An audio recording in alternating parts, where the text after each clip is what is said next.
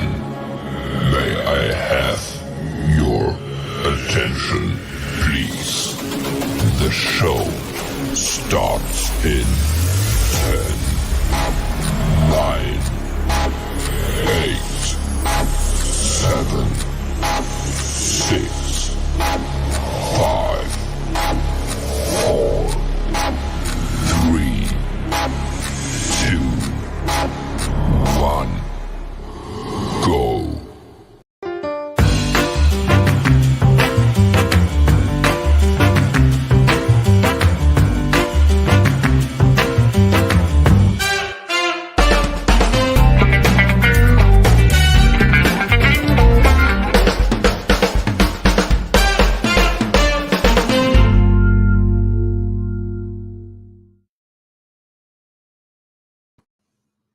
Party people, how you feeling? You better be feeling good, guys. It's playoff week. It is playoff week. This is it, guys. Playoff week. We've been waiting for this literally for more than a decade. How can you not be excited about this? We are going to talk about this game, this fearful Washington defense. And we're going to talk about whether or not the Buccaneers need to be concerned, whether they need to be excited, whether, let's talk this through, guys. We're a little inexperienced at this. Let's be honest. We are a little inexperienced at playoff football. So let's talk about it. Let's all get through this here at the intersection of food and football, where we're going to talk all about both. So in essence, this is what's cooking in the playoffs. So let's talk about that. I'm excited about this. Hello, Cornell Bonaparte. Go Bucks. Go Bucks. Mike DeRoche says, I'm hungry for some playoff football. Let's go. Yeah, you got that right, my friend. You got that right. Been starving for 13 years. That's exactly right. And it's time, my friends. It is time. And I want to talk a little bit about this. I want to talk about the fact that Buccaneers fans have been starved. Buccaneers fans have gone through, we jokingly call it BTSD, Buccaneer Traumatic Stress Disorder. And there's truth to this, though. As much as there's a joke, there's truth. Listen, how many times have we been told it's okay to have hope? Only for what? Disappointment. How many times have Buccaneers fans been told it's okay, you can let your guard down, it's okay, things are changing, and they didn't? How many times have Buccaneer fans been through so much heartbreak and embarrassment? And that's where the kicker comes in, I think. I don't think it's just disappointment. I think it's embarrassment on top of disappointment. I think Buccaneers fans right now, I tease them and I joke around a lot about, like stupid stuff Buccaneers fans say. And we joke about a lot of that. But it's understandable because, it's sort of a learned defense mechanism where you've learned to say, you say, I'm a fan of the team. But, before people make fun of you, you go ahead and complain and cut them down, and you say something negative before it's coming flying at you, because it's always flying at you as a fan, the negative. And a year like this comes along. And I want to talk about this year because I guess I've spent a lot of time taking stock in thinking about the last 6 months of what's happened with this team. And I want to talk about it because it's really, really crazy when you think about it. It's not that, with most teams, you hope you get to sign a big free agent in the offseason. That's, and if you get a big free agent, that's awesome. And the Bucs, do you remember being excited about the new uniforms? Remember when the Buccaneers were putting out teaser videos for the new uniforms? That was something exciting and fun. And at that point, that's what we thought we had to look forward to. Hey, cool, we're going to have new uniforms. And then we were going to find ways to be excited about this season. Guys, that is like, that feels like years ago. Because then what happened? I'll never forget the words. Tom Brady has signed with the Tampa Bay Buccaneers. I remember Colin Cowherd coming out and saying it's done. And I remember just sitting there thinking, what? This cannot be. I'm a Bucs fan. Oh no, we're going to ruin Brady. And I remember thinking it. So let's be honest, guys. I mean, let's do this tonight and tonight only. All right. Let's get it all out. Let's get all of it out. Okay. This is going to be sort of our little catharsis tonight. That's what we're going to do tonight. We're going to get it all out. All of your fears, all of your concerns, all of the things we've been holding because of all of the past that we've been through as Buccaneers fans. Let's let it all out. And let's get to a point where we can move on together and stop being like negative towards the Buccaneers and stop feeling that way. I'm loving the comments that I see in here because they're all positive. They're all up. They're all happy. But guys, I know my inbox and I know my Facebook news feed. And people and guys, I know Bucs fans are afraid. You're afraid to believe. You're afraid to get your hopes up. And this is not new, guys. This is not new. All right. I remember the Super Bowl year when the Buccaneers were going to the Super Bowl, and I just didn't want to get my hopes up. Same way now. If the Buccaneers were the previous Buccaneers, of course, they haven't been going to the playoffs in a very long time. But if there was ever a game that kind of meant something for any reason, Monday Night Football, you get embarrassed. As soon as you hope, as soon as you let go, you get embarrassed. It all ends now. That's the coolest part of all of this. It all ends now. I believe 100% Tom Brady should be in the Ring of Honor for changing, I think, for years to come, the mentality, thought process, and belief within this organization. I think Tom Brady has not only taught Mike Evans and Chris Godwin and maybe even Antonio Brown how to be winners. I believe he taught the front office how to be winners. I believe he taught the ownership how to be winners. I believe Tom Brady taught the Tampa Bay Buccaneers how to be winners. And I don't mean that just on the field. I mean, there's a different air about the franchise. The way the team is conducting business is different than it has been in years past. This team, this organization, the community of fans, everybody has been impacted by the mentality of Tom Brady. And the cool part of all of it, and I'm sitting on my hands trying to stay as calm as I can, okay, because I want to get jacked up excited, okay? The thing is this, guys. The coolest part of all of this, wrap your mind around what I'm about to say. While most teams, you're excited about a uniform change, or you're excited about signing a big free agent. The Buccaneers got no uniforms. They got the biggest free agent in history.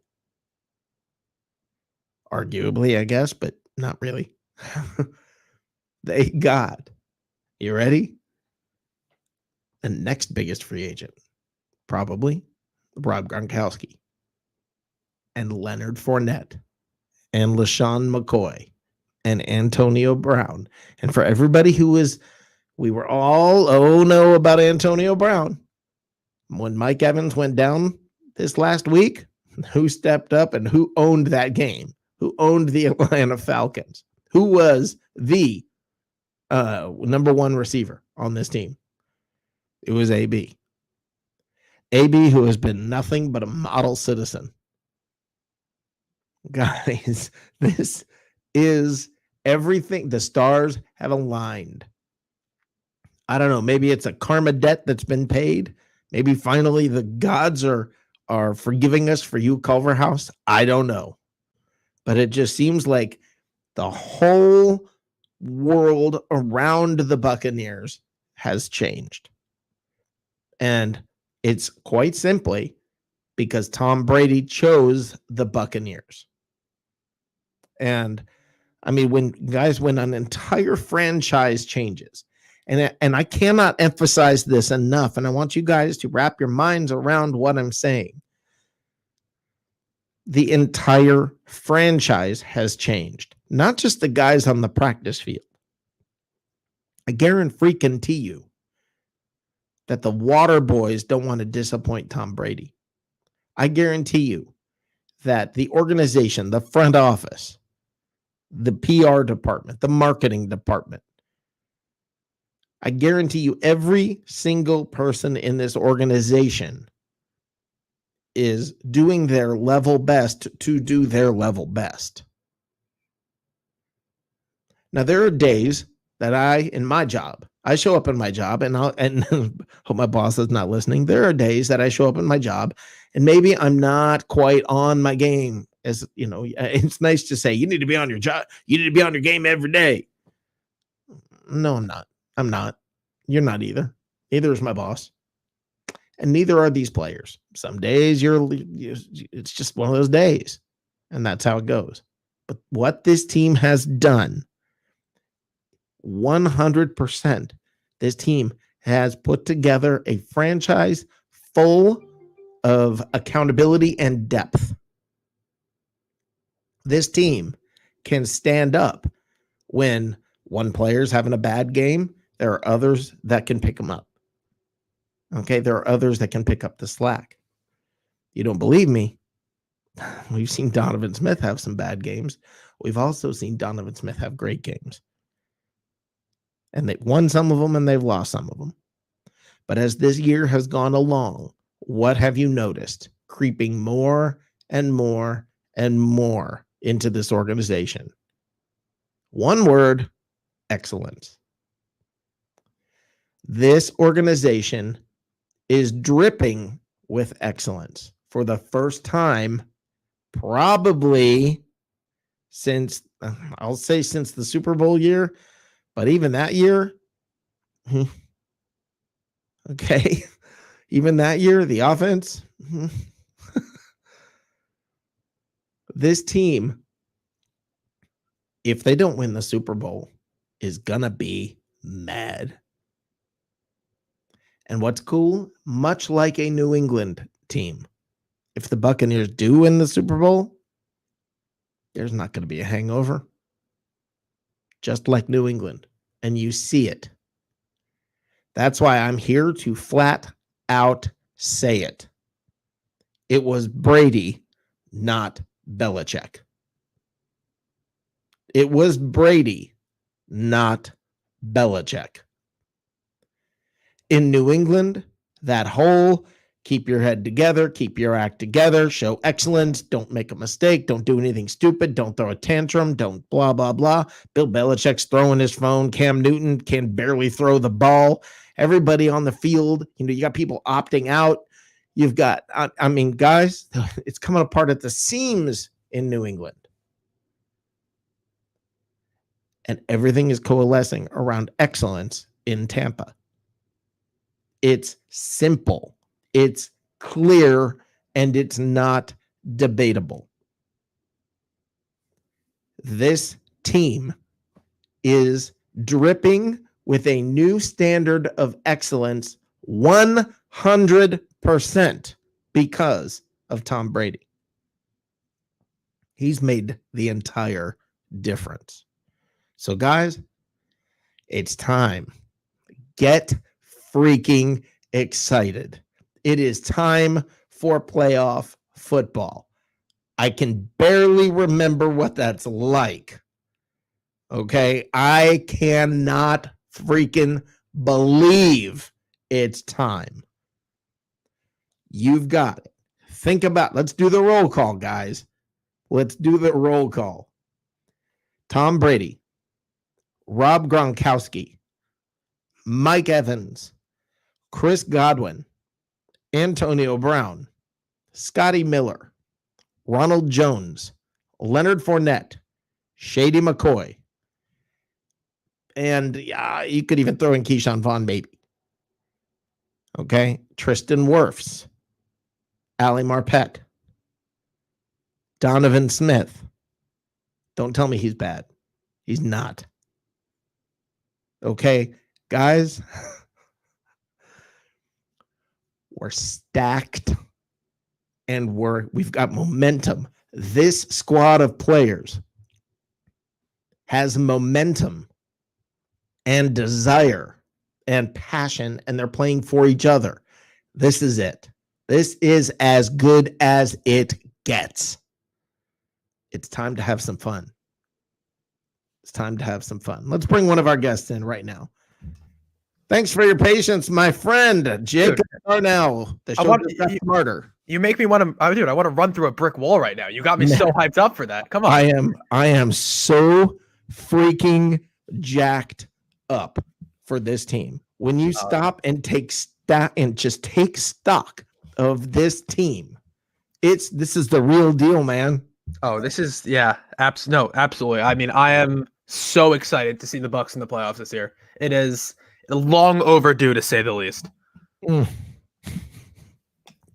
I mean, the only team maybe you could say it's longer overdue would be Detroit, but they got to put together a team. I mean, right. Everything has gone right for this franchise this offseason. Absolutely. Every move that was made, every little detail. And this is why I laugh when people start freaking out about what about next year?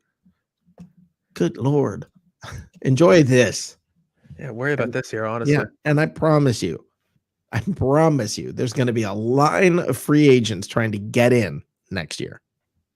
What's your cap space situation looking like for next year, though? Well, there's a ton of cap space, but there's a ton of people whose contracts are up. Okay. A ton of big contracts. Shaq Barrett's contract is up. You know what? Let's bring Blake Anthony in here. But Shaq Barrett's contract is up. Chris Godwin's contract is up. Donovan Smith, they've got the option. The Bucs have the option. In just a second here, I'm going to bring up Blake Anthony as soon as he gets his camera working. Oh, never mind. He's gone. He's gone. That was quick. But I mean, what's the cap space like? It's not great, but it's not as bad as everybody is saying. Listen, you should be. This is a team that is Super Bowl ready right now. This isn't a team that you need a ton of cap space for. There aren't a ton of moves that I think you need to make, dramatic moves you need to make this offseason. Correct. So, correct. Yeah. Now, and you know what I want to say is this. I want you to think about something.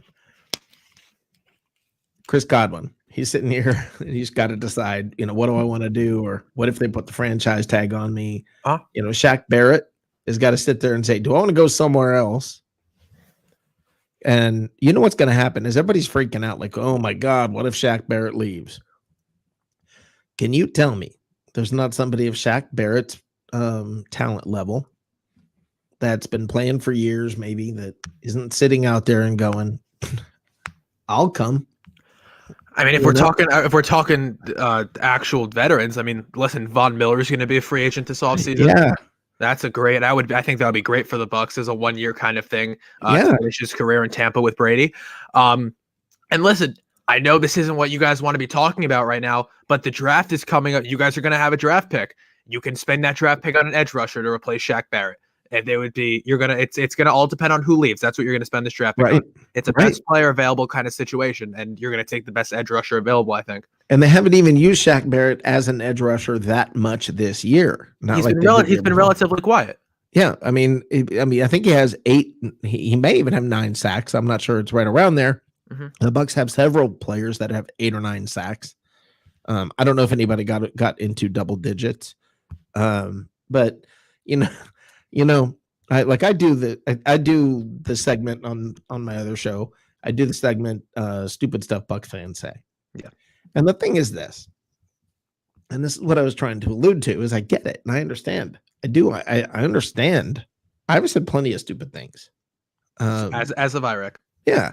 And I get it, because there's a certain amount of, you're a fan. Your head and your heart are constantly in a battle when you're a Buccaneers fan or a Jets fan. Okay, it's really hard to make those two to justify the two things, because your heart's telling you yes, yes, yes, yes, and your head's going, oh, not again. Yeah.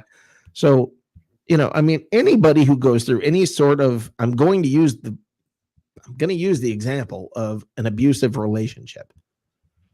Anybody who goes through an abusive relationship or is in any kind of an abusive situation, that there's trauma that comes from it. Now, you can laugh about this all day long, and this is certainly, I'm not trying to draw a parallel and say like this is equal to an actual abusive situation. Right, so please, nobody go there. Right. Okay. I'm not saying that. Right.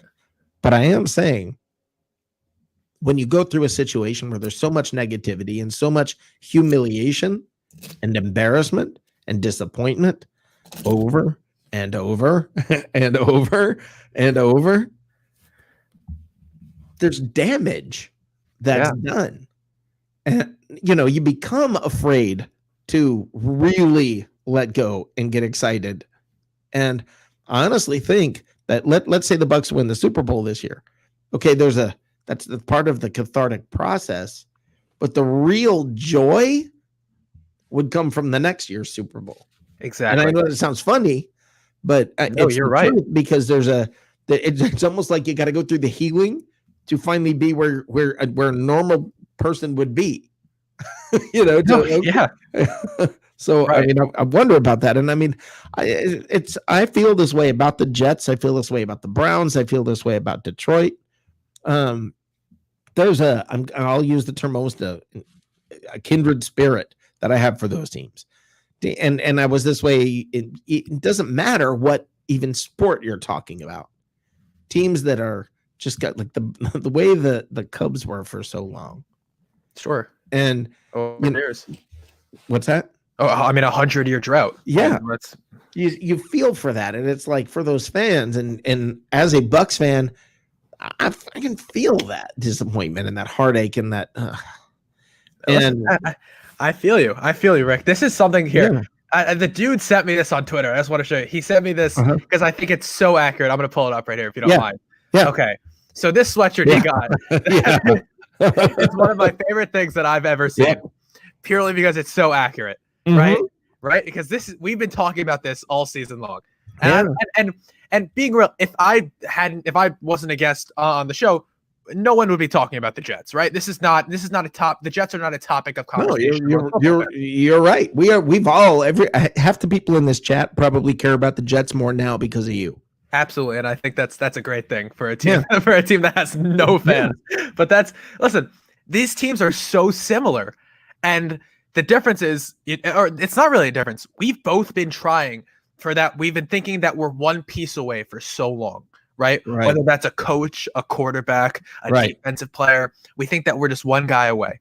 When in reality, we're not, right? Right. Because sure, you guys got Brady, and that's it. Changed your franchise, like you said, I think forever. Right. On top of that, you got Antonio Brown and you got Gronk because of Tom Brady. And I think that I think that if you are going to win the Super Bowl this year, this is bold, but I think you might agree with me. That wouldn't happen if you didn't get Antonio Brown and Gronk, right? Because you lose OJ Howard early in the year. I agree completely. You lose OJ Howard early in the year, and then you have that third. Then teams are game planning for 3 elite wide receivers, and the tight end. Right. It's impossible. It is impossible. And I think teams are struggling with that more than they were in the beginning of the year. Well, they were struggling and I think that makes sense because the offense is learning how to utilize their weapons now.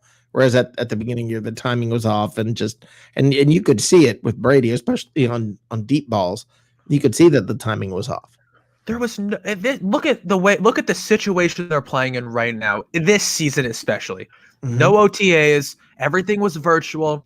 Nobody knew anything about this season, and people were like, okay, well, in from weeks 1 to 5, people were like, all right, well, I guess people were overreacting to the Bucks. Oh, they lost. They got blown out by the Saints. Oh no. And then you lose to whatever other teams, Right. and then whatever. And I'm sitting here on my show and on this show, and I'm saying, relax. You need to. Yeah. This team is going to start clicking, and when they do, it's going to be dangerous. Yeah. And then they started clicking, Yeah. and now look what's going on. Yeah. I want to bring Blake in here. For sure. All right. Blake Anthony from Sports Talk 49. How you doing, Blake? What's going on, gentlemen? How you doing? Hey, my friend. I don't know if you've heard much of what I've been saying, but Blake, I'm trying so hard to stay calm tonight. I honestly, when I look at what has happened with this organization, this has me more excited than this season. Because to me, when I look at the Buccaneers, and having been a Buccaneers fan, and I'll say it, I'm a fan. I know, I mean, yeah, I'm in this position and I try to be as objective as I can. I try to make rational and reasonable decisions as best I can. But guys, from the time I was 8 years old, I was a Buccaneers fan. What am I going to all of a sudden just be rational? Sure. I mean, I've got emotions invested. But the thing is, the organization itself has changed. Tom Brady didn't just change the play calling. He didn't just change what's happening on the field and the performance on the field. He's changed the organization. And that to me means more than this season. And I mean, everybody talks about Super Bowl or bust, and Blake, tell me if you agree with this. When everybody says Super Bowl or bust, Super Bowl or bust, Super Bowl or bust, let's say the Bucs lose this year. How excited are you going to be going into next year? Oh, just as excited. There's nothing to be disheartened for. For many years, you couldn't even say that about this team. You couldn't even have them kind of expectations. All you going in every season is hopefully we can do it. Now you come into these games like you can win games now. Yeah, it starts with a mindset. Jacob being a Jets fan, he knows exactly what I'm referring to. He says, "Well, with the players on the roster, you should win a certain amount of games." Now your verbiage change, your outlook on the team changes when you got a guy that can can change the complexity of your team, the mentality of your team. The guys that are just there for money. They're there now. They're actually trying to play within a team. Look what it's done for Antonio Brown. Tom Brady took it on his shoulders and moved him into his house, welcomed him into his family. On a guy who's got domestic violence. You got to remember, he sexually assaulted a woman that was training with him, and you moved him into your house with your family and your kids. And now look what's happened. He's been grateful. He's been quiet. He doesn't go out, and he spends time with Tom Brady working on verbiage and things like that, changing his mindset from where it used to be and got it back to where it was when he first came into the league. So you're absolutely right. It goes further than just wins and losses with this team. That's where it starts. It starts above the shoulders. It starts above the shoulders before it starts on the field. And once you get that change, people start believing into what you got going on, and he changes the whole complexity of your team. Yeah, and I don't even only mean the players, though. I mean the marketing department. I mean the way press conferences are run. The Tampa Bay Buccaneers have gone from one of the least to one of the most marketable teams in the NFL quickly. And but the way that they've handled it, the way that they are doing things, just the way business is conducted has changed. And that, to me, has the longest lasting impact. Even after Brady is gone, this organization from the top down, all the way in the office, top down, has been doing things differently this year.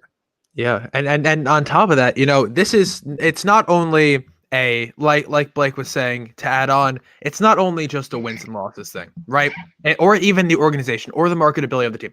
it's a culture. It's the culture within that organization. It changes. Right. Not And- just the and- players. Yeah, right. It's the coaches. It's the front office. I can guarantee you that I understand every GM is going to love their team. I can promise you that Jason Light was infinitely more excited, an infinite amount more excited for this season than any other season that he's been the GM for this team. Right. And this is why, as a Jets fan, this is something I've been harping on. Is getting Trevor Lawrence to me wasn't just important because of him as a player. It would bring a sense of hope to this team that we haven't had since 2010.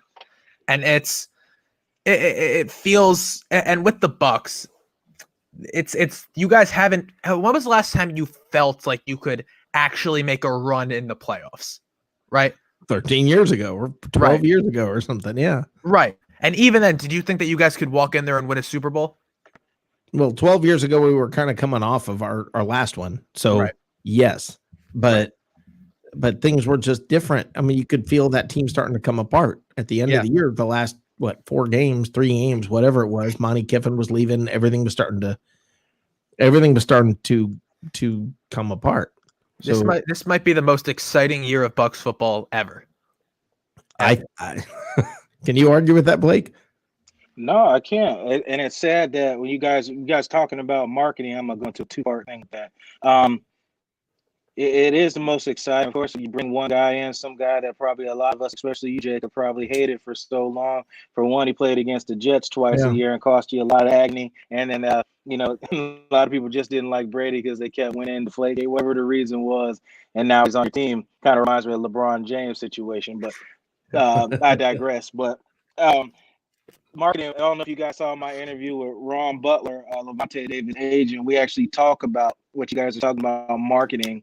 And his exact words were Tampa Bay is probably one of the worst markets. And he said with coming into with Brady coming in, you have at least right now 2 years to take advantage of that market. Now the Glazers have missed out on boatloads of money with the whole COVID thing and not having fans. I'm sure they would like to get that back, but unfortunately it's not going to happen.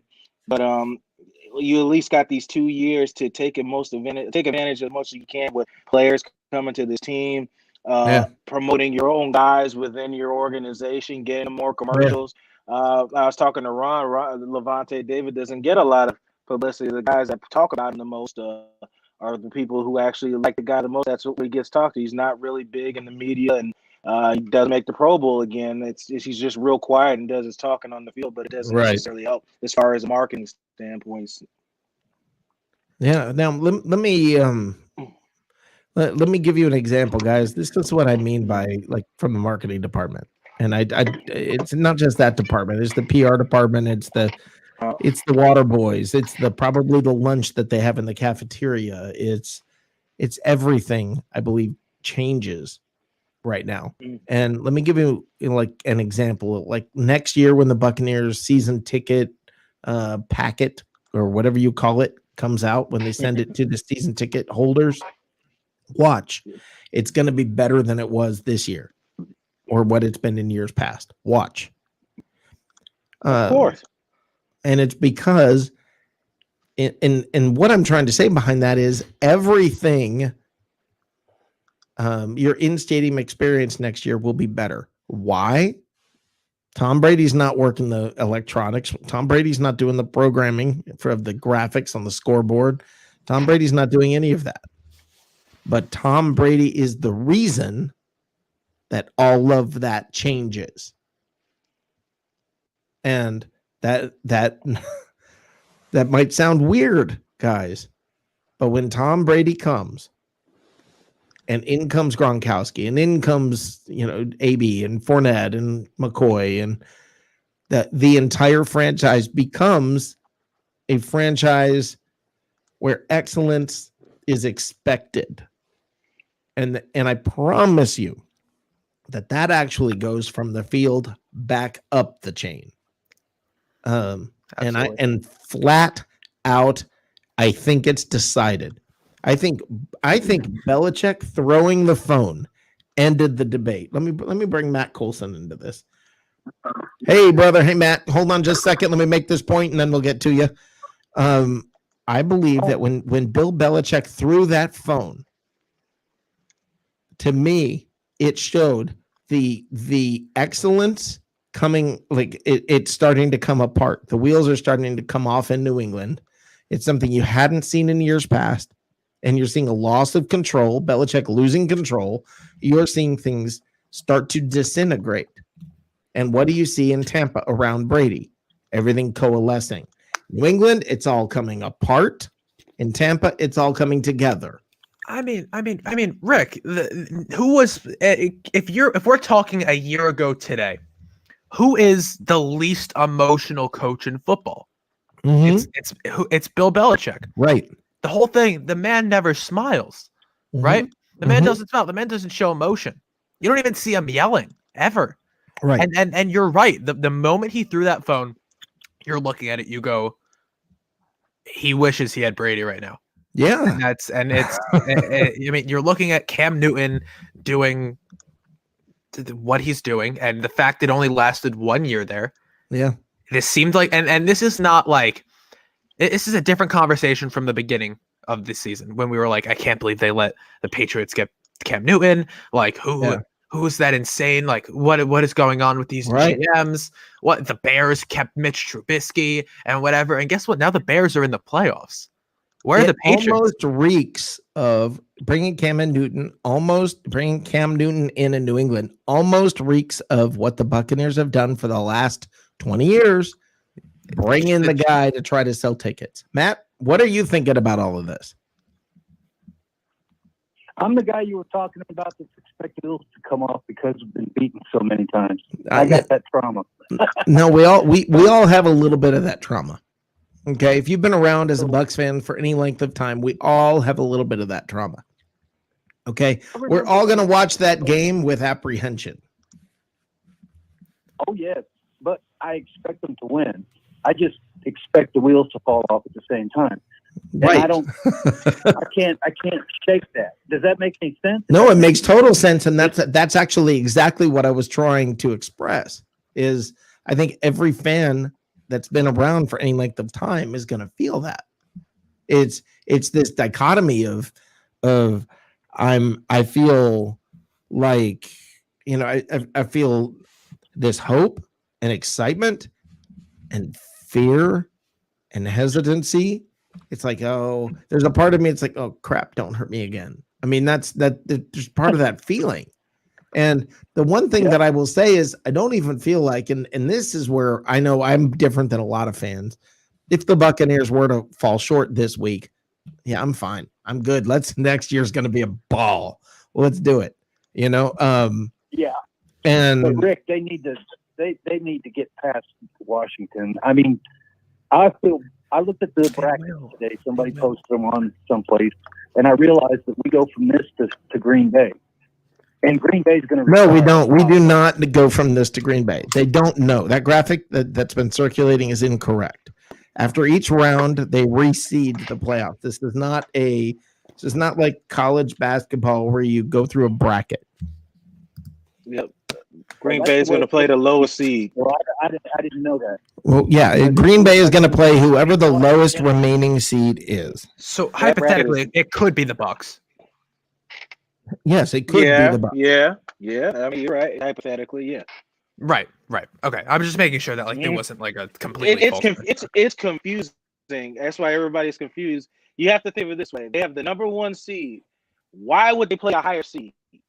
They want their number one seed. They get the chance to play the worst team at that time. That's why you become the number one seed. Yeah. Right. So whoever the lowest seed is in the playoffs. Right. Whoever the lowest seed is after week one. Like, let's say the Bears upset the Saints. I think that could happen. Sorry.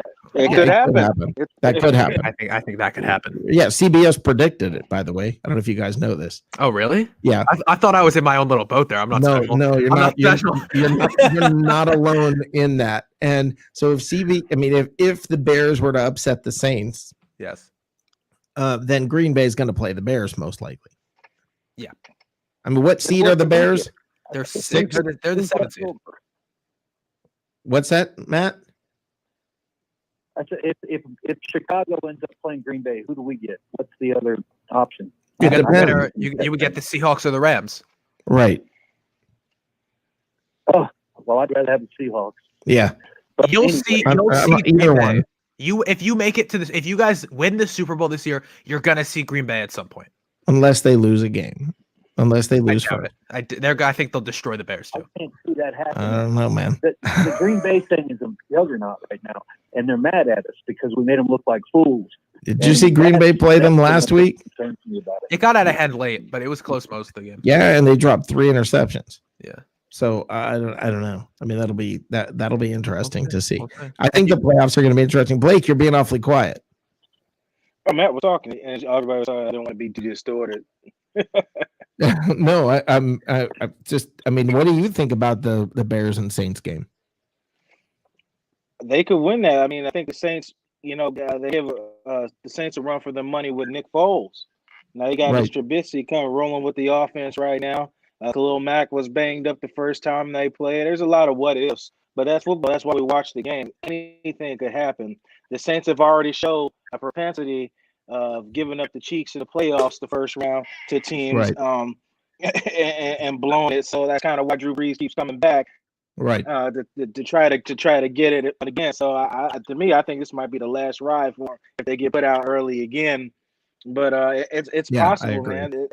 It's possible. Let's just like the Rams got the last seed. They're the 7th seed. They could win that matchup too, playing a division rival in the Seahawks. You just don't know. That's why we love football. Yeah. And I think Jacob, the Green Bay Jacob, thing. I got to know from you because I know you're going to have to go soon. I got a question. What'd Absolutely. you have for dinner? Oh, I was on the go. I had some fast food. I hate to admit it. What'd you have? I had Wendy's tonight. Wendy's. What'd you get? I had Yeah. what did I get? I got a cheeseburger, some fries, and a Frosty. Was it a double? It was a double. Oh, okay. What kind of Frosty was it? Do Chocolate? you Chocolate. dunk your fries in the Frosty, Jacob? Blake, of course Oh, I yeah, do. dip your fries in the- Okay. Ice All right, Matt. Yes, he does. Matt, what'd you have for dinner? I did the Domino's thing. My kid was over here. They're getting ready for school tomorrow, coming back, Okay. and didn't feel like messing up the thing. So yeah, I got the hand tossed sausage pepperoni special thing they got going, Awesome. and I'm still looking at that. There's a little bit left over. I might have Nice. to go after that, Blake, not save it. what'd you have? For dinner, I haven't had it yet. I'll probably eat it here in a little bit. I have tuna steak with teriyaki sauce, avocado, and spinach. Okay, you win. Yeah. Yeah, that's awesome. Yeah. Man, I'm Yeah. junk food junkie, and he's over here with avocados. Yeah, I know. Yeah. Is he Tuna steak. pepper crusted tuna steak with a I Yeah, said, what do you- I said I ain't what do you- as slim as you guys either. what's that? I ain't as slim as you guys either. Yeah. I don't know. I'm I have not been called slim in a long time. Hey, Rick said, I don't know how to take that. So Rick, it's called eugenics, man. We got to get that Frank Thomas stuff going on. Yeah. Yeah. Well, that's why I usually like. Well, when I'm feeling low confident about myself, I usually walk into the big and tall store. So I have the smallest size in there, so I'm slim in there. So just a little something for you guys. Yeah, all I need is an XL. Yeah, and I need an XL tall, please. And If there was a shirt between large and extra large, all my problems would be solved. Yeah. That's the if there was a shirt size just in between them. Yep. They don't. Yeah, that's right. That's right where I'm It's a at. shame. Yep. That's fun. Well, Jacob, I know Jacob, you've got to go. Let's let Jacob go ahead and close out. I know he's got to run. So Jacob, tell everybody where they can find you. I'm so bad. I'm so sorry I missed your show. I had to work today. Oh, Tell me. absolutely. Yeah, tell us about your show. Yeah, so the Hard Count Football Podcast on YouTube and SoundCloud, and then the Hard Count Football Podcast Live, which is Tuesdays at 7 p.m. Eastern on the Hard Count Football YouTube channel, and then here on Bucks Report. Come check it out. It's a lot of fun. Call in, come join the show. I send out the link every week, just like this show. Debate me, tell me I'm wrong. I love when people tell me I'm wrong. I'll love to talk to you about it. You can follow me on Twitter at Jacob Charnow and Instagram at Hard Count Football. And yeah, Rick, I'm sorry I couldn't stay longer. I got school. I have chemistry. I have physics homework. Sorry, it's just I'm back in school and I'm back on the grind. You gotta do what you gotta do, brother. I got it. All right, man. Hey, I appreciate it. Yeah, next time you're on, we gotta find out if you have any hot teachers. We'll talk to you. We'll talk next time. Have a good one. All right, I'll see you, man. Bye. All right. Funny. Yeah, now tell me, guys. Tell me. You guys tell me the truth. Tell me there wasn't some teacher at your school that was hot. There's always one. Yep, Christy, 6th grade English. Yep. That's the first and last year I was in the spelling bee. That chick was wow. I was at that age and she was wow. Blake. And they wrote a song about her. What? That's her teacher. There you go. Miss Christy. Yep. There you go. Blake. Oh yeah, there's always that. A few of mine. Then when you go in elementary school, then you go to high school. You know, you start looking at things a little different. Yep. You got teachers just freshly coming out of college, nice and young. I got a great story about that. I in my junior year of high school, I took a psychology class, and I had no desire, no interest, no anything, but it was, you kind of had to take psych. So I took psychology, and Miss Horn, she was fresh out of the University of Florida. She would wear, and this boy was a different time then, she would wear little Florida Gator shorts and Florida Gator t-shirts. And she was just this right out of college, young blonde, just about as pretty as could be. And I just remember sitting in a class, just like, I'm sure my eyes were glazed. You don't want to stand up when class is over because your hormones are raging. And he's pitching a tent there. Yeah, hormones are raging at that point of life. So. But what's funny is I ended up majoring in psychology, and I swear it was because of her. I swear it was my interest in that class. All of a sudden this is an awesome class. Yeah, right. That's what it was.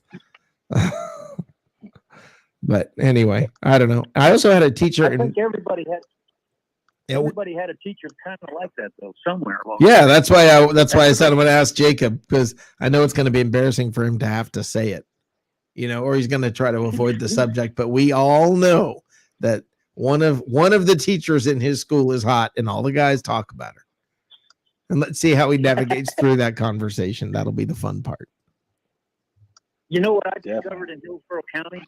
The higher up you went towards high school, the uglier the women got the top class. Oh, they put the older people in the high school and the younger ones down in 7th grade.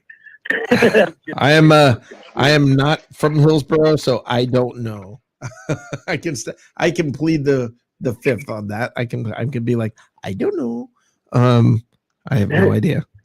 So yeah, I know that. I know everybody makes fun of Pasco County, but I have no idea. Say, Rick, I gotta get out of here. You got to get out of here. Yeah. Okay. All right, Blake. You want to tell everybody where to find you? Yep. Find me at Sportstar 49 every Monday and Friday, 3 p.m. on Buck Support. Got a Friday pregame show. The Saturday's matchup against the Washington football team. Should be a fun time. It's gonna be a blast. So you're gonna be at the watch party? Absolutely. Awesome. All right, man. I'm looking forward to your breakdown. Yep. No problem. All right, brother. Thanks for having me. Thanks. All right. Have a good night. All right, Matt. Matt, can you hold on? I'm going to go to commercial break, and when we come back, we'll get a little more into this. Oh, I lost Matt as well. So, yes, I'm going to go to commercial break. It won't be long, and when I come back, we will sort of reset and get back into a little bit of what we were talking about earlier.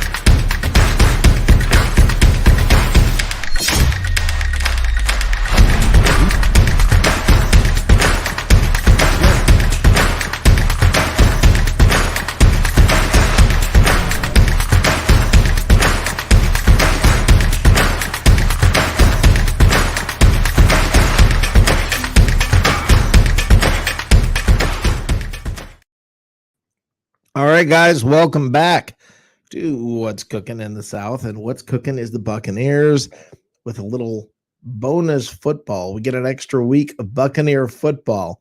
Now, I want to get into this game in a little greater depth. I want to talk about the Hall of Fame. Rondé Barber and John Lynch are both finalists for the Hall of Fame. That's the first time they've had all of them. So, or both of them there. So let's talk about that. I want to talk about this. Tim Witherspoon saying, "Show me a better candidate for MVP than Tom Brady." I'll wait. Well, I'm going to say Aaron Rodgers, and I'm going to say it simply because it's been an all-year consistency thing. I think Aaron Rodgers deserves it this year. Brady is phenomenally important to the Buccaneers, but I think the definition is not actually most valuable player. That's just what it's called. I think it's, hey, who's had the best year beginning to end? And I think Aaron Rodgers has had that kind of a year. What do we got here? Oh, I'm not. Should I try to pronounce this name? All right. Nope. Kawalsons Hanamalu. I think that's right. That's funny. I have no idea. I'm so sorry. I just butchered your name, but I tried it. Mike DeRoche says, "Rick, what's for dinner?" I have already answered that one. I believe I did.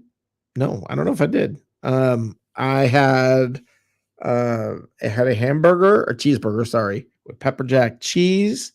I had some panko crusted cheese bites, and that's about it. Let's see. The Bucs cap space is $32.5 million. Thank you for that, Hump Day. I appreciate that. The Jets is $79.6 million. I know I'm reading that late, but yeah, that was awesome. How about JJ Watt as a free agent pickup? I don't know what he's got left in the tank. I really do not know what he has left in the tank. I don't know. I mean, it's I wish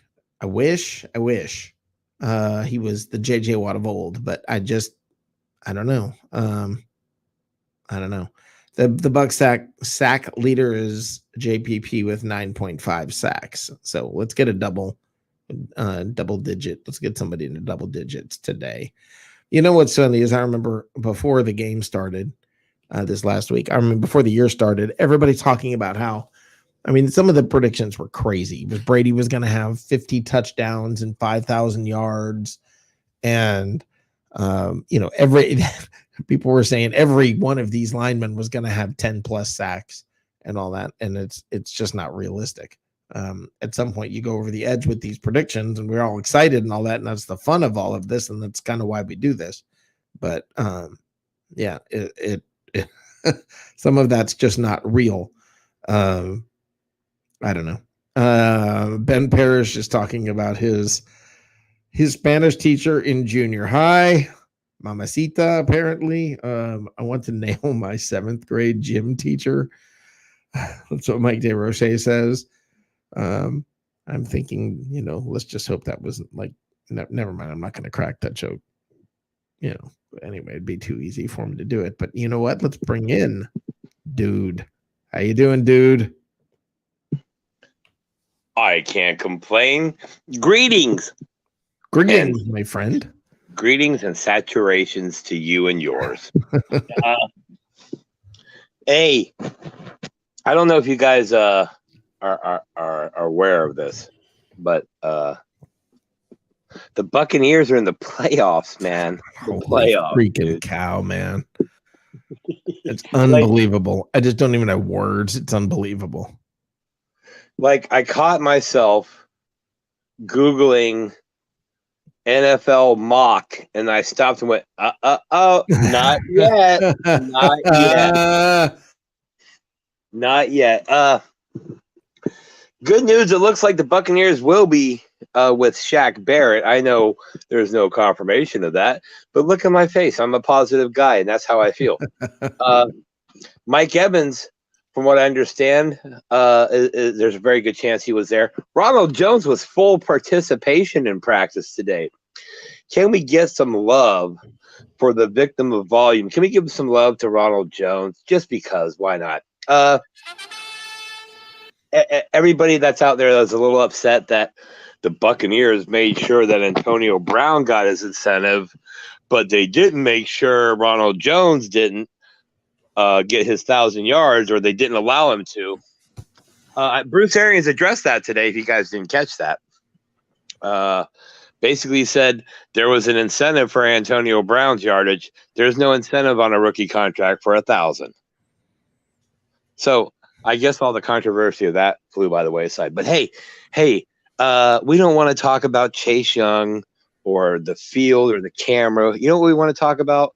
The Buccaneers, led by Tom Brady, are going to the nation's capital, right? To take on the Washington football team.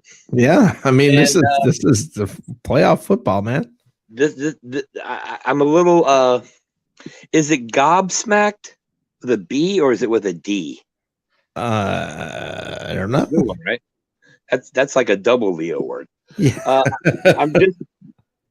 I'm still sitting here letting it kind of wash over us that the NFL season is over, but the Bucs season isn't because of the playoffs.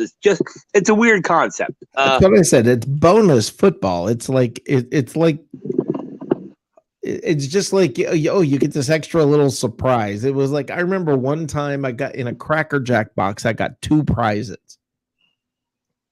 You know, that's what this feels like. Do you remember when the ice cream truck used to come around? The Ding Ding Man, as we called him in our neighborhood, because of the bell. And they had those little cone-shaped plastic cups called screwballs. Yep. And they had that little piece of gum in the bottom. Yep. And you ate that screwball, the ice cream. It was almost like an Italian ice in some cases. And you just devoured it all the way down.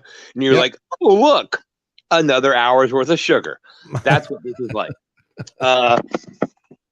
You ever go to Taco Bell and order a 12-pack of tacos and you get home and there's 13? Woo-hoo! That's kind of what this is like. You ever get the bag of donuts? What are those? Entenmann's donuts or Tasty Cake or whatever, and it says 30 donuts and there's like 32. That's what this is like. Crystal Burgers. You get a sack of Crystal Burgers and there's bonus burgers.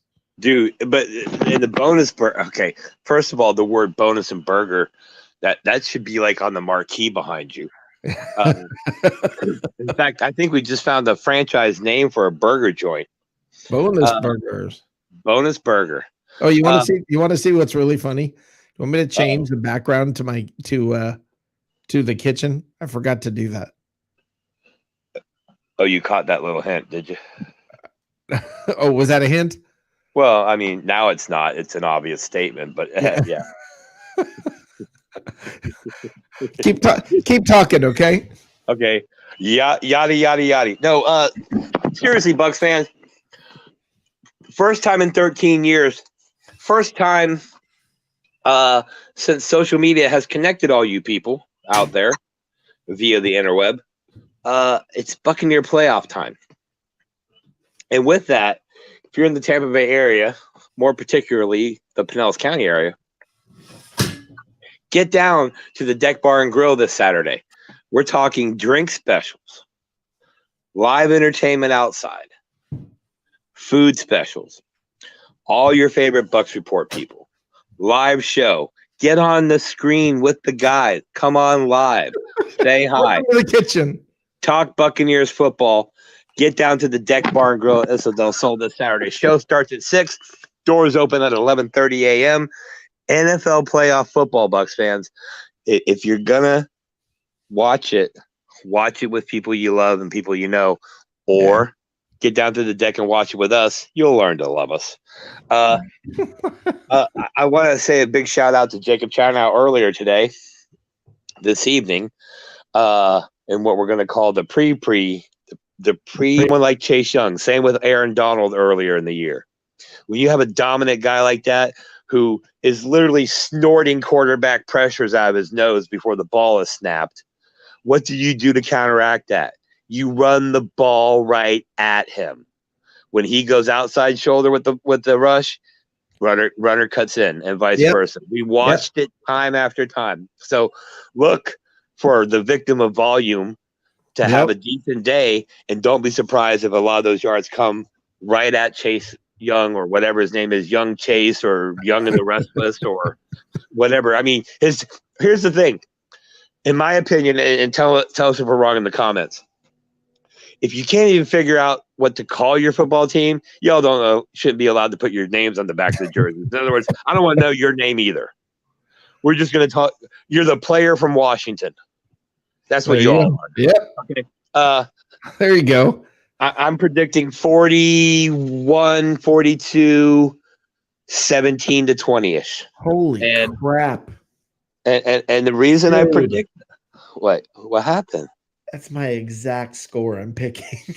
Okay, well, here's the thing. The dude abides. Yeah. All right. So you and I are on the exact same page. I cannot believe you said that. So just to not be, copycat, here's what I'll do. I won't Price is Right and go right underneath you.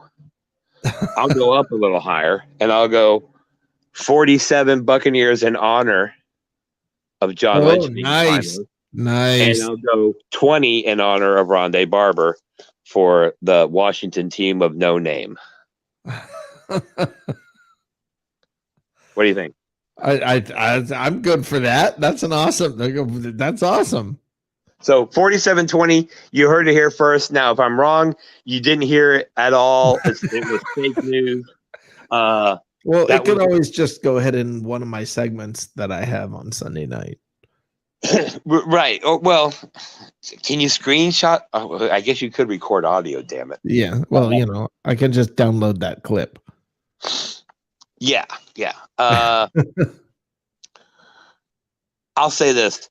The Buccaneers are looking a lot better of a playoff candidate than there's only two teams that look better right now in the NFC than the Buccaneers, and that's the Packers and the Saints because they're the Saints. I know the Seahawks, and everybody's like, the Seahawks. I'm telling you, you eliminate DK Metcalf and Russell Wilson's in trouble. Yeah, I agree with you. I don't see And this as being their year. And Seattle's defense is now more Legion of Dud instead of Legion of Doom. Yep. Now, that AFC playoff, oh my gosh, man. Wow. Dude. I mean, let's just not even mention Kansas City. Yep. And start from number 2 down and just go, oh, shit, this is the year we're going to make the playoffs? Seriously? Like, who do the Bucs match up good with in the AFC? Let's say everything goes out great. Well, listen. They lost by 3 to Kansas City when they were still not clicking.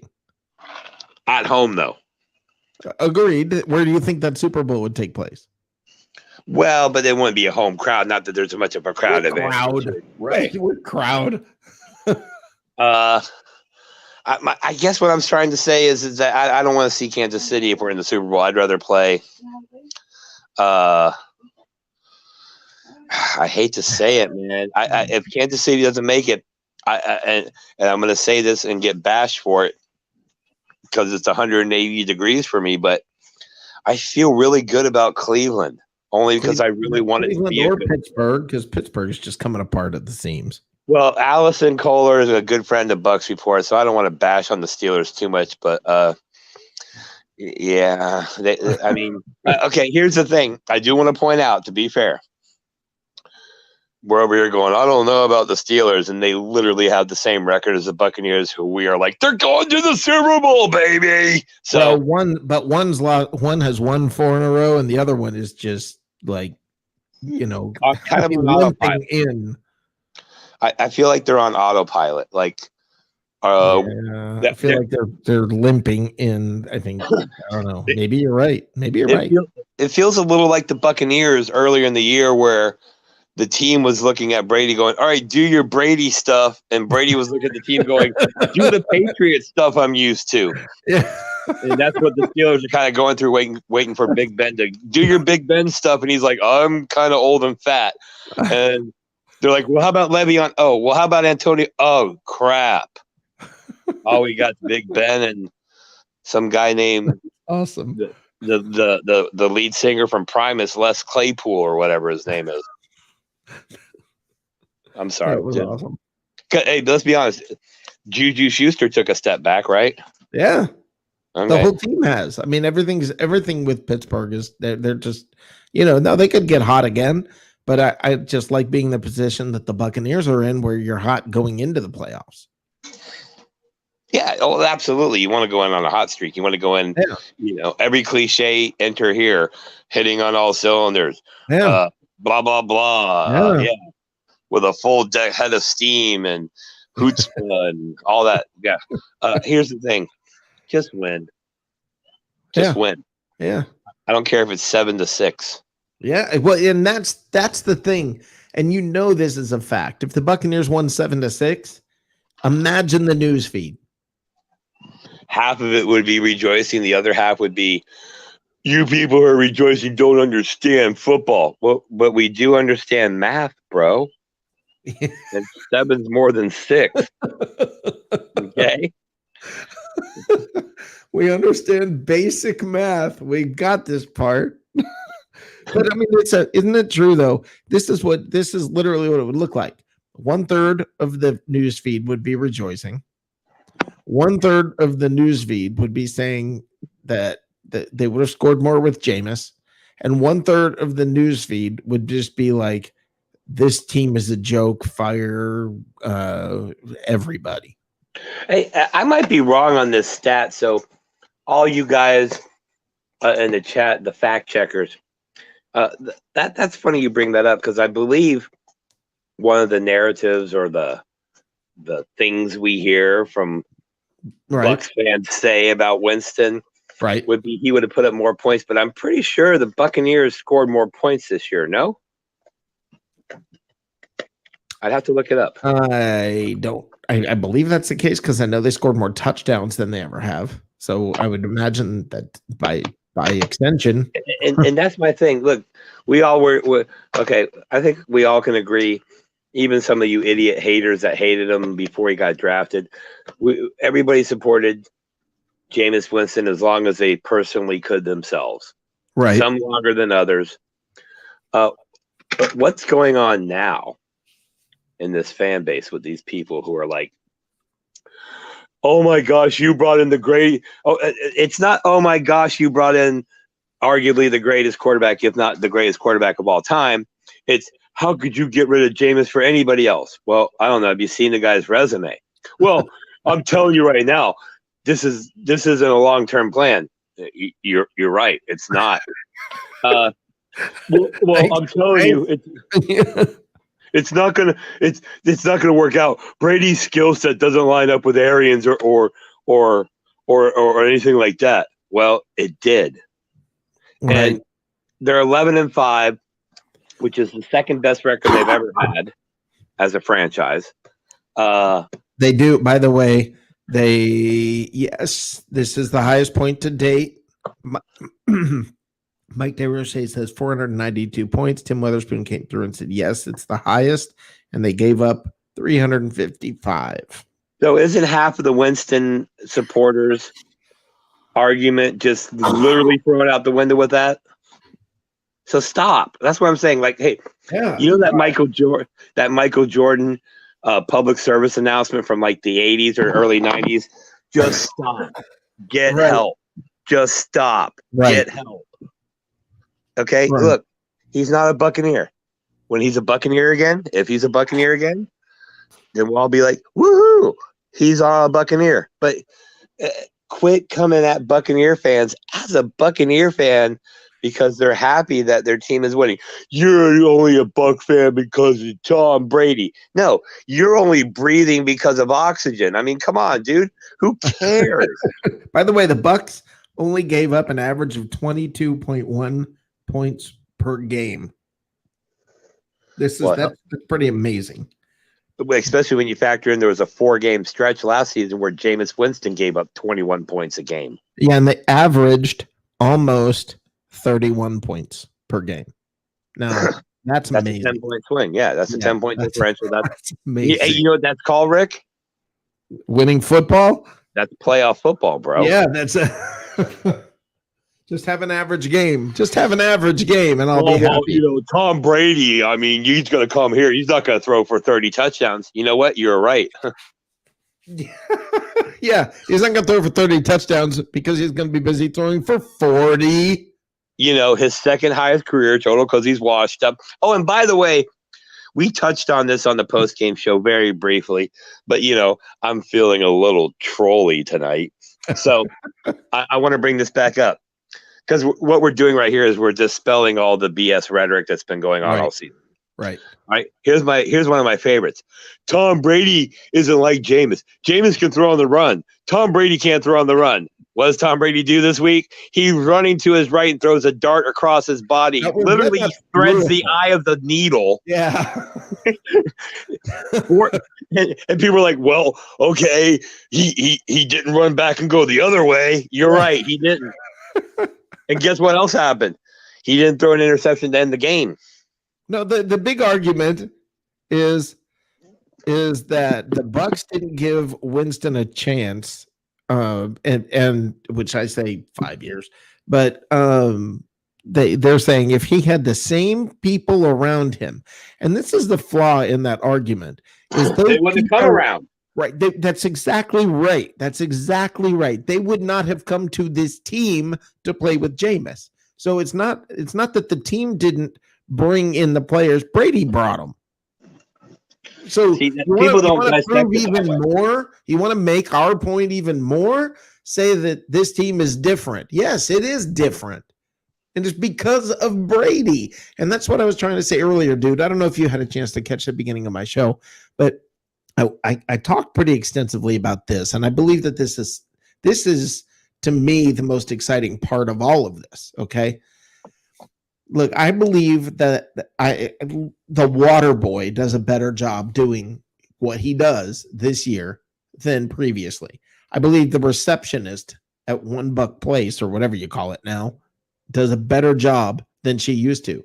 I believe everybody, the PR department, the marketing department, probably the cooks, that are making lunch, probably the food that's provided to the players. Everything is next level. This franchise is, for lack of a better way to put it, reeking of excellence. And when is the last time you could say that about the Buccaneers? And that's what I think is so different and so exciting, and what I think is franchise changing.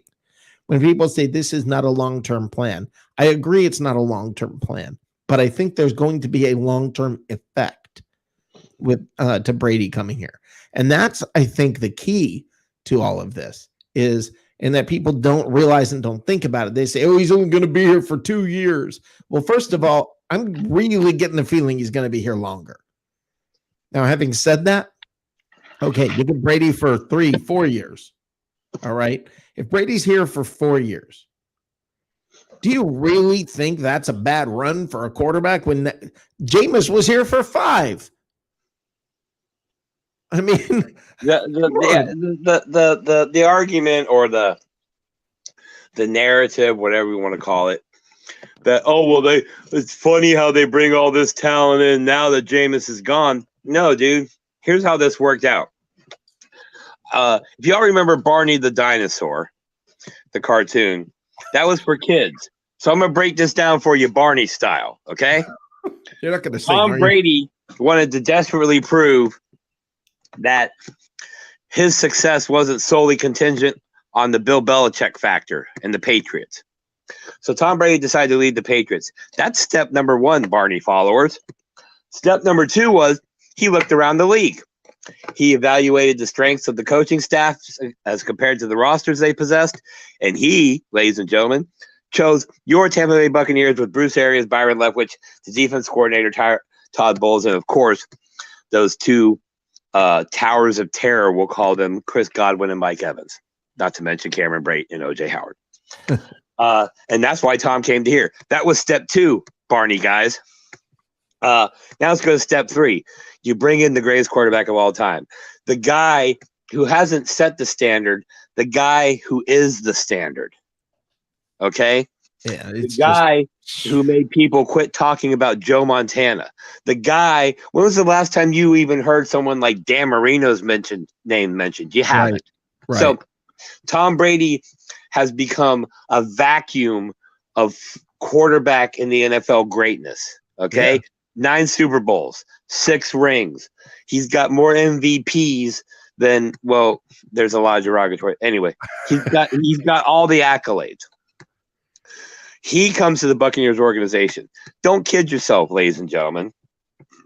None of these free agents would have said, oh my God, I'm going to go to the Buccaneers, that historically horrible franchise. And because Bruce Arians is there. That's not why. That was a factor. But they didn't even look at the Bucs until they had the name Brady attached to them. Right. Brady, and then you bring in Gronk, and now everybody's like, oh, so you guys are really, really going for it. and that's the whole thing. When news came out, the Bucs were interested in Brady. Everybody, no way. Then it happened. And the next news was, hey, man, the Buccaneers are going to get Gronkowski come out of retirement. No way, he's a Patriot. They'll never trade him. Literally the next day. They wasn't traded that long. It was funny. That was funny. You're right. It was like the rumor broke at like 10 a.m. and by 5 it was done. and so, well, just because you got Brady and Gronkowski, you're not going to be good. And now you spent way too much money. $35 million for a tight end and a quarterback who are both old. You guys are stupid. And then they got Shady McCoy. Right. And then they got Leonard Fournette. And then they got Antonio Brown. And all you people shut the hell up real quick, didn't you? Now, here's the thing. They didn't, though. They just changed their argument. And that's the thing that bothers me, is then it became, well, why didn't you do this for Jameis? And it's not recognizing that these guys weren't lining up to come play for Jameis.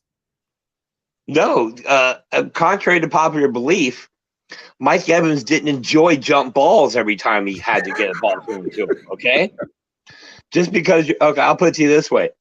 For all the tall people in the world, just so you can wrap your head around this, all right? Every time everybody who's tall, you have been inevitably been asked, hey, do you play basketball? Just because you're tall. What? Okay? Mike Evans doesn't want his quarterback to assume, yeah, I'm going to go across the middle and jump up with my ribs exposed every time to catch your ball. Right. So, but Mike Evans towed the line. And here's the thing. I was wrong. Coming in the league, I thought Mike Evans lacked discipline and maturity. Evidently, that was all Johnny Manziel in college.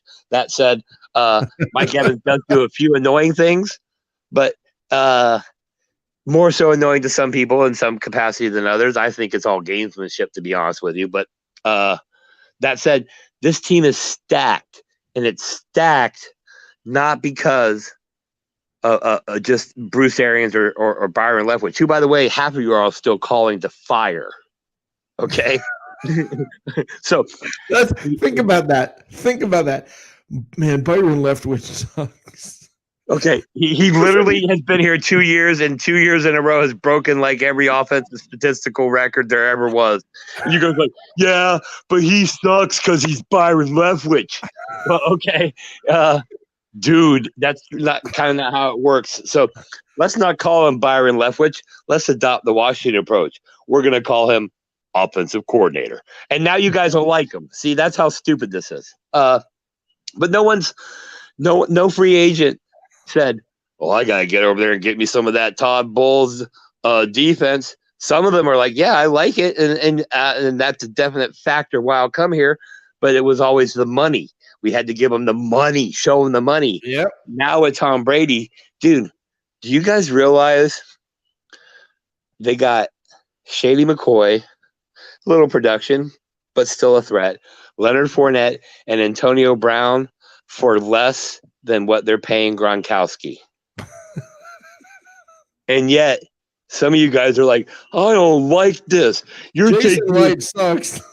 You're taking away quality reps from Scotty Miller and Justin Watson. First of all, Justin Watson been on a milk carton since week 4. Second of all, Scotty Miller, I'm sorry, everybody. Okay, and it's not a disrespect to the kid. I'm pretty sure he's aware of it. But right now, Scotty Miller's a one-trick pony, and that's a fly route. Okay, we've seen him go across the middle. We've seen him stumble over his own feet. We've seen him drop balls. We've seen him wince before the hit comes. He is not Julian Edelman, everybody. He is not the guy you think he is. So, oh no, now everybody's going to want Julian Edelman. Well, but here's the thing: the absurdity is some of you are out there insinuating, well, now Antonio Brown's taking away reps from Scotty Miller, as if their game is even freaking comparable, bro. Right. Okay? Right. Yes, Antonio Brown might have a couple screws loose, but I'm telling you right now, I'll take Antonio Brown over Scotty Miller in Parcheesi, in Monopoly, in pinball, tiddlywinks, cornhole, and it's nothing against Scotty Miller. But he's a fly route guy. That's all he is. Yeah. If you're going to run Scotty Miller across the middle from week 1, he makes it to week 4, maybe. Yeah. Okay. I can't argue with anything you're saying. I agree with everything you're saying. Hey, I'll say this, and believe me, I don't want to do an Antonio Brown love fest because, first of all, hey, that last year you had Antonio, that whole offseason thing you went through, what the hell was that, bro? Dude, I know all drugs are legal in Portugal, but did you have to go live there for a year? Antonio Brown, I think what we saw here was something that Bucs fans are going to be very happy with, and that's when it came down to crunch time and they needed X amount of catches for Antonio Brown or whatever it was. Did you see all those shovel passes with Antonio Brown in pre-snap motion coming across the formation? Right. We haven't seen that all year. Right. That's that wrinkle, or one of them, that they'll be debuting in the playoffs. I'm telling you, Bucs fans, this is you heard your quarterback. Yeah. This is when the real season starts. We haven't seen Bruce Arians or Todd Bowles in the playoffs. I don't think ever as a combination. Think about that. I think it's like it's time for, sorry to borrow a hockey team that hasn't started playing yet, but release the Kraken. I mean, I just really feel like it's about to get this team's about to get nasty in the way that they play as far as just the offense. I am just, dude, I'm excited because I've been tentative and holding back, and I will tell you that I think they could struggle against the Washington football team. And I could see it happening, that it becomes a difficult game, but my gut,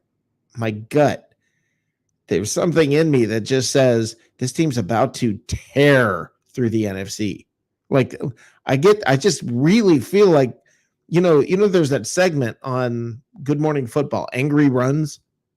I just get the feeling like this is an angry team, like a focused, motivated, driven team there's a pissed off element about this team that just seems like they want this now. See, I agree. It's a different feel. Now, that said, this last 20 minutes or so that I've been on, I have sounded like the Flavo Flav of Buccaneer fanhood, being the hype man, but that's okay. Now here comes some reality. The Buccaneers should handily take care of the maroon football team in Washington. The WTFs. Yeah, the WFTs, because it's Washington football team. But, sorry. The opinions of Rick Hughes do not express that of Bucs Report. Well, at least the comment. That one didn't. So anyway, They should handily beat that team. Buccaneer fan.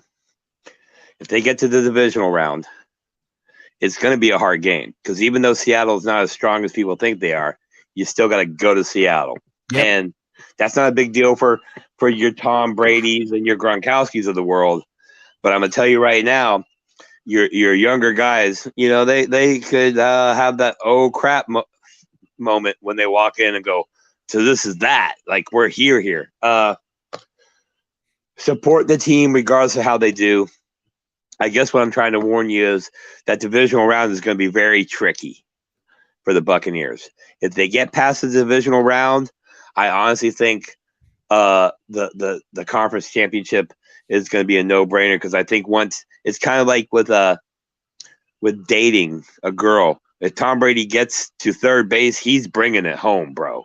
That's probably going to happen most likely. So the divisional round is what worries me. But don't worry, Bucs fans. You got a week. Well, you got about 3 or 4 days now to gear up for a primetime NFL playoff game involving the Tampa Bay Buccaneers, man. I mean, that alone should make you forget about Jameis Winston or all that. Now, before I get off, because I do need to get off here, I want to say something about the Jameis Winston thing. One more thing. Okay, the good part about this Jameis Winston dialogue we see everywhere is it at least temporarily put to bed the argument within the Buccaneer fan base about Dungy or Gruden. So that's a good thing in my book. Right. Now, one last shot, but let's call it a parting shot before I get off, okay? I want to point out 2 years ago, a certain longtime member of the Buccaneers defense was released from the team in a very unceremonious way. Anyway, it didn't go good. Shortly thereafter, they signed another player, gave him that same old player's jersey number, and half of you went off the wall, went ballistic. Okay? As much respect as we all should have for the NFL players and what they do and the level they play at, it's fair to take shots when people do stuff that's silly. Gerald, the way you left here, that wasn't cool. The way the Bucs treated you, that wasn't cool. That's business. I get that. But for Bucs fans, because I saw this pop up again. For Bucs fans, really? Yes, I want to point out, and I'll find you the screenshot because, we got a show for that. You can send me that, please.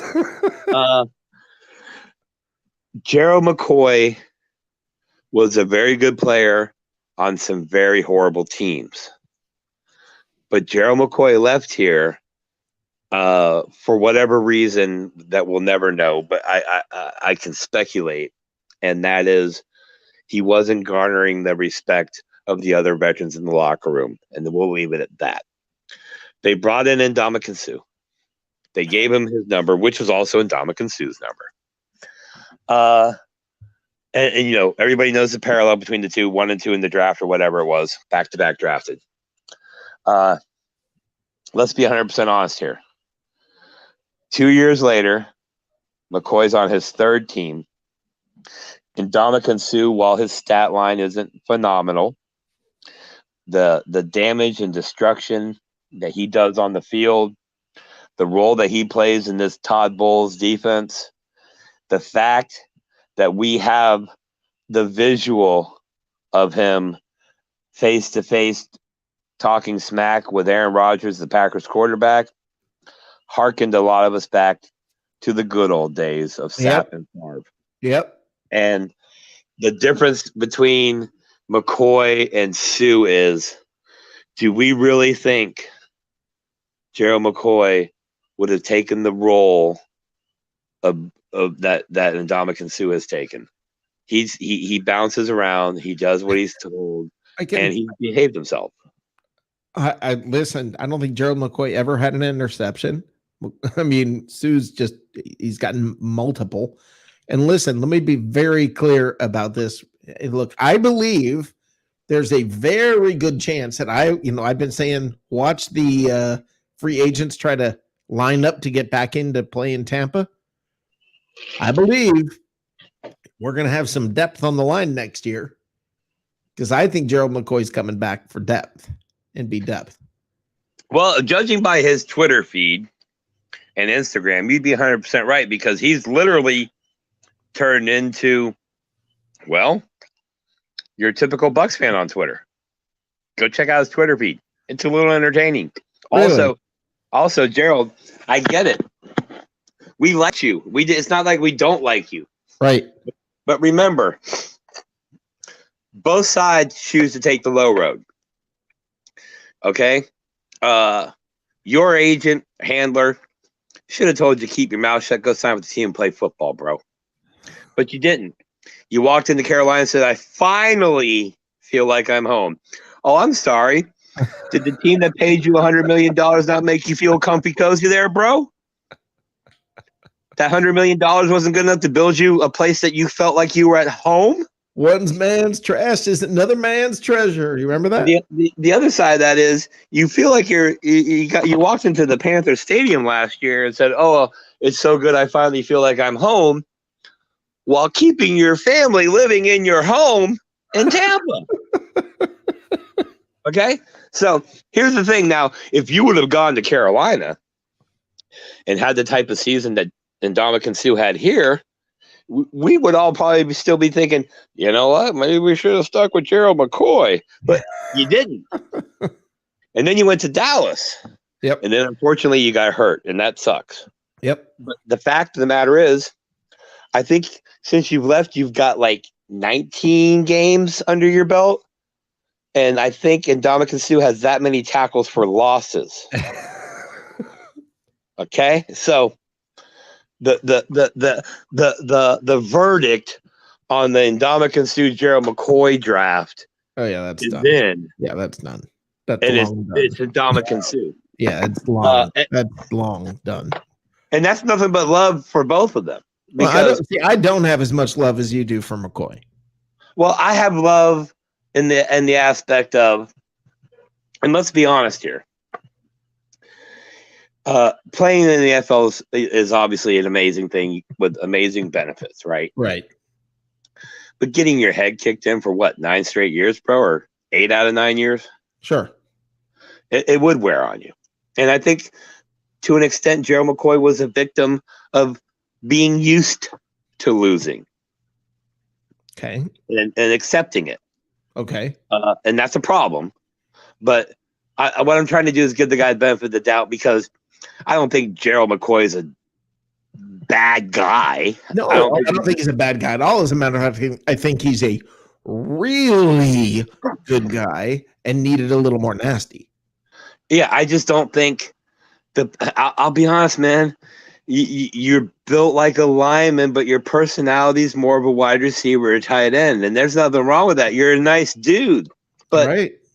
Ndamukong Suh and players of that ilk, JPP, Warren Sapp, Reggie White, the guy they called the Reverend, talked enough smack and was intimidating enough that people didn't want to play him. Right.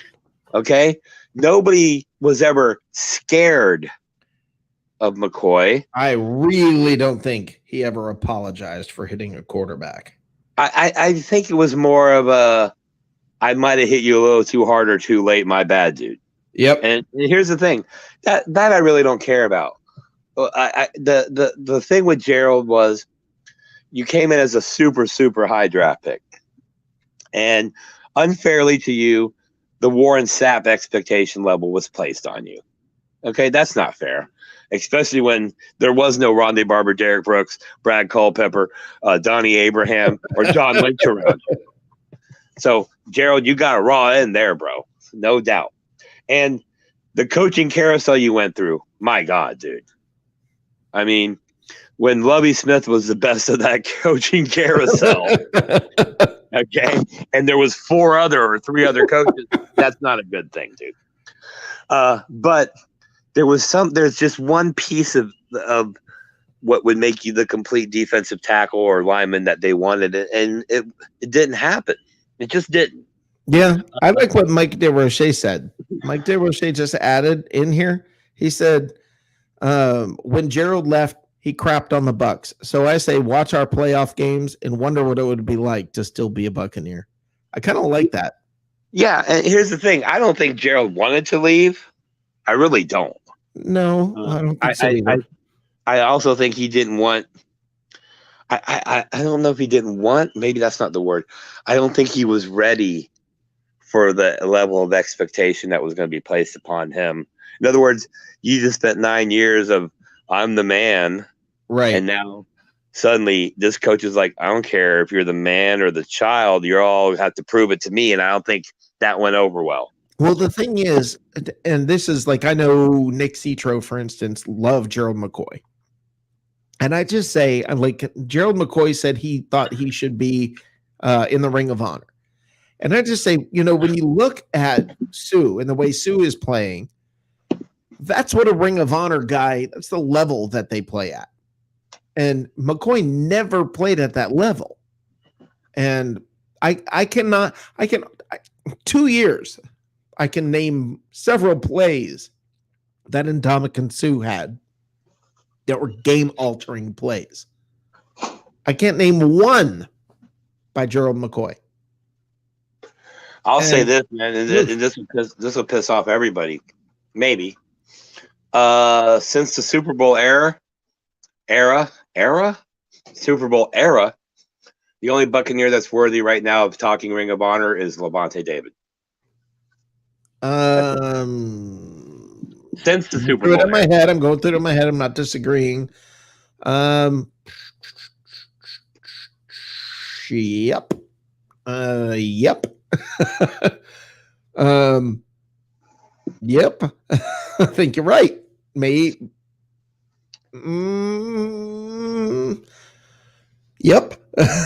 And because of that, Nick Citro can make a legitimate argument about McCoy because there's just a lack of people. Okay. There's still people that then you just, here's the thing. I don't think you have to induct somebody every year. No, because of it. Okay. I'll put it this way. If you're coming off a 20-year Patriot run like they did with 9 Super Bowls in 20 years, then yeah, you're probably going to have Ring of Honor for every year for the next 10 years. But right now, the Buccaneers, I think, have like 2, maybe 3 winning seasons in the last 2 decades or the last 15 years. Right. So, honor comes with accomplishment. Accomplishment comes from winning.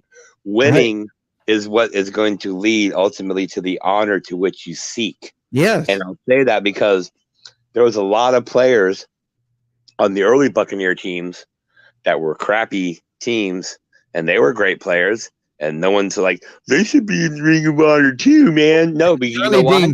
Johnny Dean's still crying for Dave Pear. Dave Pear. Hey, I mean, I'll just say that pick's a little fruity or vegetable. Anyway, I can make an argument for James Wilder, most definitely. Yeah. I can make an argument for Simeon Rice, even though his entire career wasn't here. He was dominant the time he was, but that's iffy to me, and I love Simeon.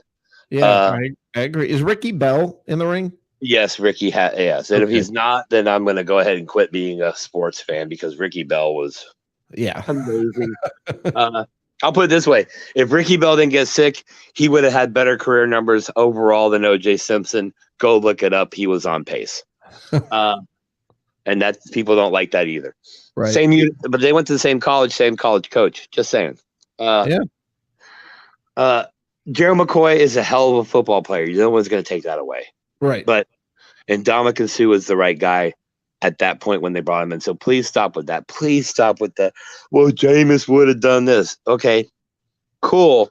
I would have been a fashion model if I didn't like to eat pizza and chocolate. I probably would have climbed Mount Everest if I didn't decide that smoking certain materials was more of a priority. I probably would have had multiple children if I could tolerate living with people earlier in my life. But, woulda, shoulda, coulda. The fact is, this defensive line, and this will upset some people, from top to bottom, this defensive line has more talent than the Buccaneers Super Bowl team did. I agree with you. I agree. And this is what I got kind of ripped on by Harry when I said this Buccaneer team, period, is the best Buccaneer team ever. On paper, so far. Well, yeah. I mean, the record isn't, but give them next year, and I believe they're going to shatter the Bucks' previous record. I mean, because then they'll have 1 year and one camp and everything under their belt. And I think next year, oh my God, what this team's potential is. So, and I do got to jump off here. Where's the Super Bowl next year? Does anybody know? Isn't it LA?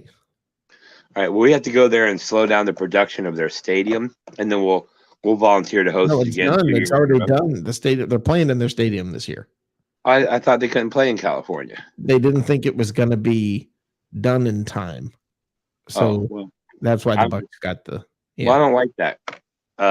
No, I think they. I don't know that it's that they can't play in California. Is they're playing in LA? I thought. I think they can't play. Why the Rams? Isn't that why the Rams played all their home games in Phoenix this year?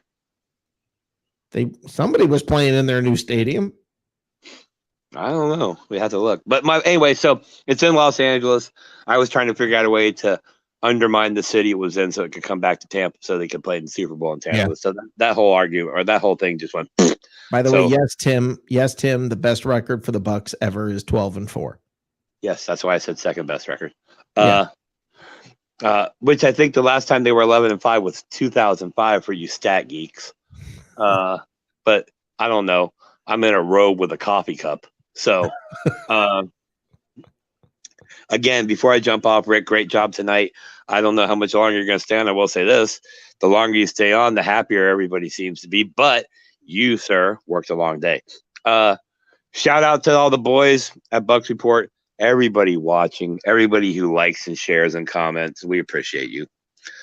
This Saturday, 6 p.m. at the Deck Bar and Grill at Isla del Sol. Yeah. You guys party, drink specials, some surprises, giveaways, swag, food, drink specials, live music outside, Buccaneer playoff football inside with Peter Blake, Blake Anthony, let's see, Harry the Greek, and a few surprises. All your favorite stuff. Get on camera, come down, see us. One of these days I will get there. One of these days I'm going to cut you into little pieces. But that's a Pink Floyd quote. The dude appreciates you giving me the vine to talk for a little bit, man. As always, awesome. As always, go Bucks. I like the fact that I'm hovering over what looks to be like some spices underneath me there on screen. Yep. Because everybody knows the dude is muy caliente and fuego. Again, 47-20 Buccaneers. They're going to drop the John Lynch on them, and they're going to walk away, only giving up the Rondé Barber. Everybody get on board. Chase Young, I don't know. Chase Old, Chase Bank, Chase the money. I don't know. Chase this. Just, dude, do me a favor, man. Like they say, just play the game. Yep. And see what happens. But remember, sometimes when you taunt the GOAT, he's going to give you the horns, bro. Yeah, that's exactly right. So, hey, shout out to all the people, all the sponsors, past and present, the Deck Bar and Grill, Isla del Sol, everybody watching. And the dude is going to go refresh his drink, have a smoke, and I'm going to dive in because, see, you didn't ask me what I had for dinner. I was about to. You did. I was about to. What'd you have for dinner? I didn't, but I'm about to dive into. Are you ready? Are you ready? Yeah. All right. I've got a Pabst Blue Ribbon right over there, and I'm about to throw my Hungry Man dinner in the oven. I'm having Hungry Man Salisbury steak, mashed potatoes, and corn, brother. You know why? Because I'm an American man, and I do things my way, and I eat bacon, and I burp, and I watch Buccaneer football, brother. Hey, America. Have a good night. Good night. Good night. That was awesome. That was great. Dude, you were on fire tonight. That was fantastic. Mike DeRoche, you keep hopping in and out. Come on, brother. Dude was Dude was awesome tonight.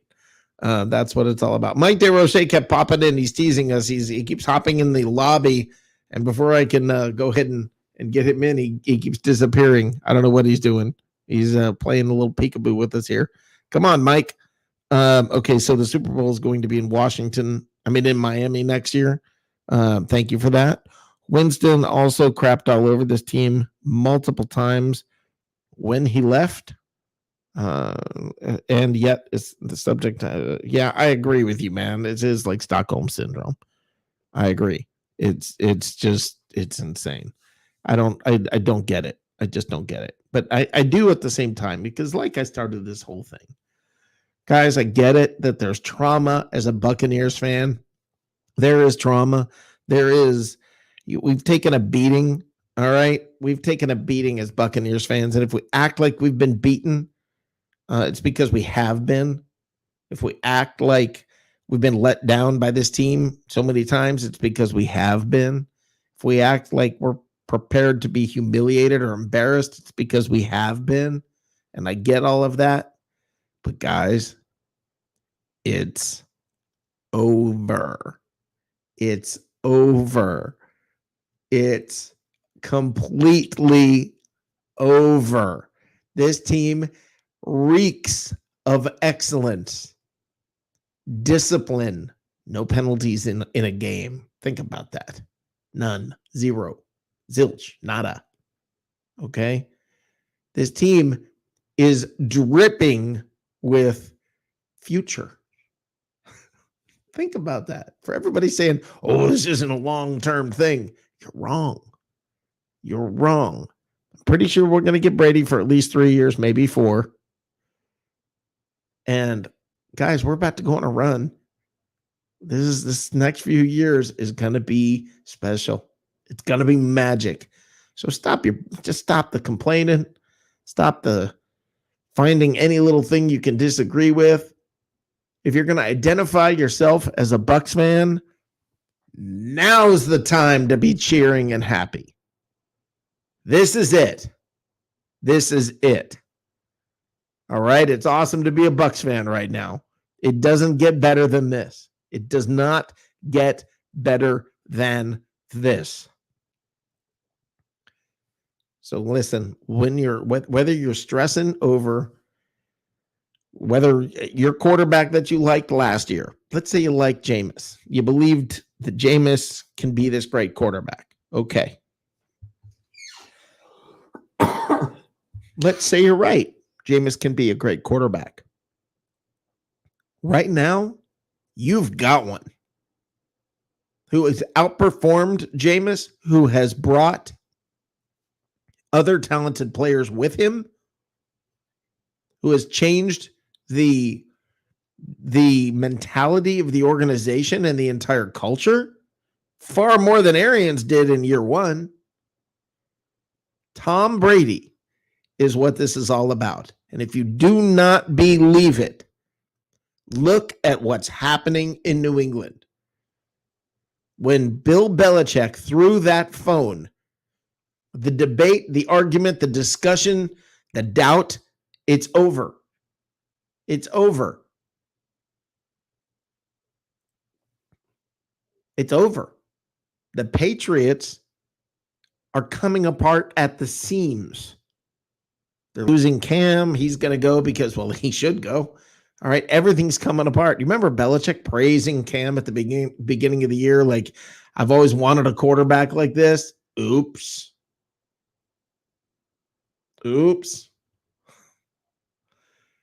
This is a whole different animal, guys. This is a whole different animal. Tom Brady is the real deal. It was Brady. And now he's a Buccaneer. Now you can act like I'm a schoolboy gushing over Tom Brady. You're darn freaking right I am right now. Holy crap, man. More touchdowns than ever before. More points for this offense than ever before. This team,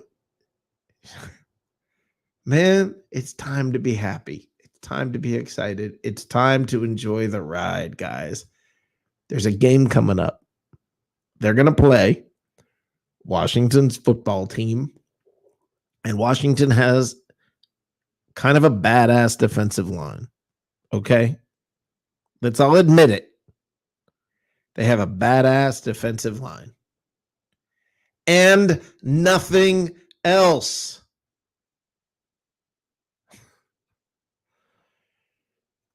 I'm sorry, guys. Your fear of Washington is because of what's happened to you over the last, 15 years. That's why your fear is there. Enjoy it. Enjoy it. Enjoy it. There's so much to talk about. There's Hall of Fame voting coming up, guys. We didn't even get into it. It's Rondé Barber and John Lynch are both finalists, and I think Lynch is a shoe-in this time. I think John Lynch is in. I think it's a kind of a done deal. John Lynch is going. I don't know if Barber's going to make it. I think it's actually possible because the Super Bowl is in Tampa, and that's when they announced this. So I think it's possible they could get them both in. I think Lynch is in. Guys, this is going to be awesome. And Mike DeRoche said, I wouldn't call a 7-9 team badass. Mike, I did not call a 7-9 team badass. I said they've got a badass defensive line. I do not think they are a badass team. Let's try to get Mike in here. Oh, Mike. Nope, he's gone again. So anyway, guys, the bottom line, no matter how you want to slice it, there's no other way to do this other than look at the position that this team is in. Remember all of the conversations that we had this year. Stop and remember them about how disappointing everything was. Remember the game they didn't run the ball but 5 times and then included a kneel down at the end of the game? Okay, they ran the ball literally 4 times. Remember how upset we were at the coaching? I went on a rant about the coaching. Remember all of that? How's it look now? Think about it. How's it look now? Brady throwing for more deep yardage, deep pass yardage than he ever has. I mean, guys, this is awesome. It's time to enjoy it. It's time to get excited. I believe they're going to win this game. I believe they're going to win this game handily. I believe this is the big time message to be sent to the NFL. The Bucs are here. They're for real. And this team is rolling. Okay, the offense is rolling. They know what they're doing now. They've got this figured out, and that's where the difference comes in. They've got this figured out. They didn't have it before. So, let's be clear. The playoffs are not easy. These are teams in general that are good. That's how they made the playoffs. All I can tell you is this, and this will be my last thing, and then I'll close. Guys, while every freaking team is good in the playoffs, you tell me who's playing better than the Bucs right now? Who's playing better than the Bucs right now? Nobody. Nobody is playing better than the Bucs right now. All right, guys.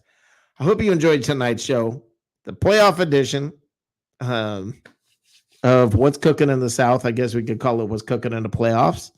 But what is cooking in the South? I'll tell you what's cooking. It's the Tampa Bay Buccaneers. The Tampa Bay Buccaneers are playing the Washington football team. The Washington freaking football team. They're 6-10 or 7-9, whatever the heck they are. 7-9. All right. Ooh, they're 7-9. They almost went 500. They are. Do you realize this? They are the same record the Buccaneers were last year. Okay, and think of the division they're in.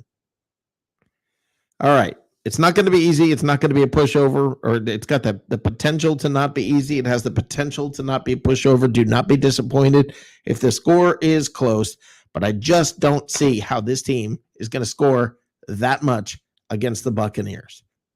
I just don't see how they can keep up. They had a great run. They had a great year. It was exciting for them. Alex Smith, God bless you. Glad you made the playoffs. I'm glad you made it back. It's an amazing story. It's a heartwarming story. Look, if it weren't for you, Gronk would be the comeback player of the year. But even as a Buccaneers fan, yeah, you got it, brother. You got it. You're the comeback player of the year, no doubt. So having gone through all of that, having touched on all of that, the Buccaneers are just, there are not words. There are not words. It's time to be happy, guys. It's time to get excited. It's time to enjoy this. It's time to put all the criticism away. If you're a Jameis fan, that's awesome. That's fine. Jameis is not on this team right now. Okay, if you identify yourself as a Buccaneers fan, cheer now. You got that? Now is the time. Let's all get this together. Let's all get together and cheer. All of us on every side. I don't care which, if you're a Jameis fan, if you're a Brady fan, I don't care. If you don't like AB, I don't care. All of that. I don't care. If you identify yourself as a Buccaneers fan, cheer now. Let's all come together and let's do this, guys. Let's all come together and do this. This is the time. And stop saying, if you weren't a fan back when we were 7-9, don't get on the bandwagon now. Yeah, man, come on. Get on the bandwagon. Get on the bandwagon.